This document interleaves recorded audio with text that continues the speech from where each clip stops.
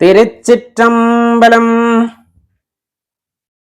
நம்ம எப்பவுமே பண்ற ஒரு விஷயம் என்னன்னா, மத்தவங்க சரியில்லை அப்படின்னு சொல்றது. ஏப்பா வாழ்க்கையில தோத்து போயிட்ட, ஏப்பா இவ்வளவு கீழிறங்கி போயிட்ட அப்படின்னா, என்னை சுத்தி இருந்தவங்க சரியில்லை, அப்பா சரியில்லை, அம்மா சரியில்லை, இந்த மாதிரி அனைவரும் சொல்லுவோமே தவிர, நமக்குள்ள என்ன பிரச்சனை இருக்கு அப்படிங்கிறத பத்தி நம்ம யோசிக்கிறதே இல்லை. நமக்குள்ள சரி செய்ய வேண்டிய விஷயங்கள் ஏராளமான விஷயங்கள் இருக்கும். கோபம், குரோதம், காமம், இந்த மாதிரி மதம், ஆச்சரியம் போன்ற தேவையில்லாத எண்ணங்களால் நம்ம கட்டுண்டு இருப்போம். இதை எல்லாத்தையும் போக்க போக்க என்ன ஆகும்னா, உள்ளம் புனிதம் அடையும், உள்ளம் தூய்மை அடையும். எப்ப ஒரு இடம் தூய்மை ஆகிறதோ அவ்விடத்துல வந்துட்டு தெய்வ சக்தி நிறைந்திருக்கும் அப்படின்னு சொல்லுவாங்க.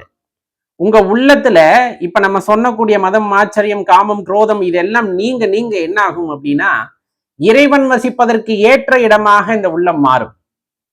அப்ப சுத்தமா இருக்கு, கள்ளம் கபடம் இல்லாம அந்த ஒரு அன்பு மட்டுமே அவ்விடத்தில் இருக்கிறது. அன்பும் எப்படிப்பட்ட அன்பாக இருக்கிறதுனா, அர்ப்பணிப்புடன் கூடிய அன்பாக இருக்கிறது. யார் மீது? இறைவன் மீது.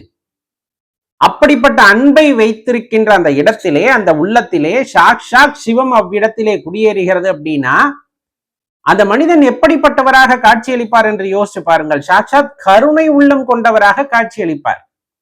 அப்படி நீங்கள் கருணை உள்ளம் கொண்டவராக மாறுகிறீர்கள் அப்படிங்கும் போது அதுவே உன்னத தன்மை அப்படிங்கிறத உணர்ந்துக்கணும். அப்ப அந்த மனிதனிடம் மனிதர்கள் மட்டுமல்லாமல் சக உயிரினத்திடமும் அவன் வேறுபாடு காண்பதில்லை. ஏனால் எல்லா உயிருமே சிவ அம்சம் என்பதை அவன் புரிந்து கொள்ளும் பொழுது அவன் அனைத்து உயிர்களையும், ஏன் கல்லையும் மண்ணையும் சிவமாக்க பார்க்கக்கூடிய தன்மையை அந்த மனிதன் பெறுகிறான். எந்த மனிதன் அவ்வாறு யோசிக்க ஆரம்பிக்கின்றானோ அவன் ஒரு படி மேலேறுகின்றான் என்பதை உணர்ந்து கொள்ள வேண்டும். சிவாய நம.